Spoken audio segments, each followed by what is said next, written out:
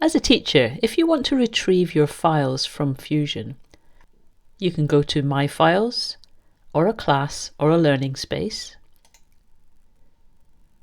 go into the group, and simply select all files and download as a zip. This will give you a zip folder with all the resources in this group. To download and save student homework submissions, go to Homework, click into the homework, and at the top there's a Download Submissions as a Zip option here. If I switch to the admin login, to retrieve the data in the system, you go to Manage, Reports, and Export for Re-import, and this will export a spreadsheet with all user data in it. So that's how to retrieve files and data from Fusion.